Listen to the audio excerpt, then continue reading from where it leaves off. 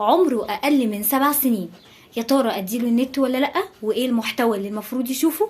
ده اللي هنتكلم فيه في فيديو النهارده.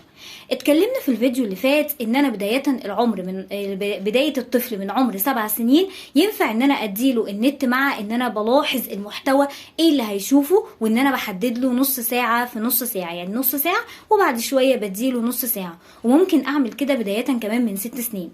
طب لو اقل من كده اعمل ايه؟ الطفل بداية من 3 سنين خلاص بدأ ينزل الحضانة، وممكن من قبل كده، فخلاص هو بقى ليه العالم الخاص بيه، عنده الميس وعنده أصحابه، فبيسمع وبيشوف. بالإضافة إن كمان بيشوفني وأنا في البيت قاعدة على الموبايل أو باباه، أو لو في أطفال تانيين صغيرين. الله، طب ما هو كمان من حقه يمسك الموبايل. طب نعمل ايه؟ انزل له الحاجات التعليميه، الفيديوهات التعليميه على الموبايل، مش هسيبه كده منه للنت، لا، انزل واقفل النت تماما. انزل له الحاجات التعليميه اللي فيها تعليم للاصوات، تعليم الحروف، تعليم للحاجات اللي هو خلاص داخل عليها، بعض الاغاني كده التعليميه او الاغاني الدينيه اللي هو من المفترض ان هو ينفع يسمعها، واسيبها له يشتغلها يتفرج عليها. بس ان انا احدد له وقت.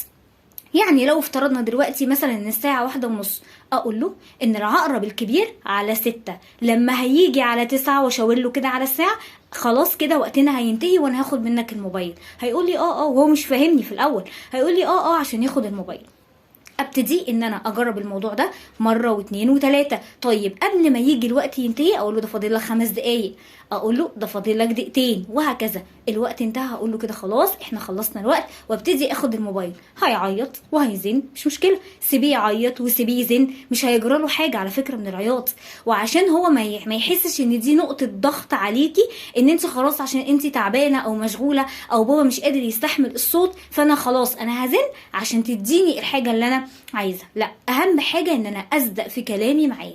مره على مره ياخد بقى زي ما ياخد بقى اسبوع 2 شهر، هيعرف ان انا حددت له وقت. ممكن بعد كده ان انا اكافئه، ازود له 5 دقايق مثلا، تبقى تلت ساعه، مش اكتر من كده، لان ضروري جدا ان انا اتكلم مع طفلي اكتر ما هو ما يسمع. غير حياتك وخليك بسمة حب. كانت معاكم بسمة فتحي.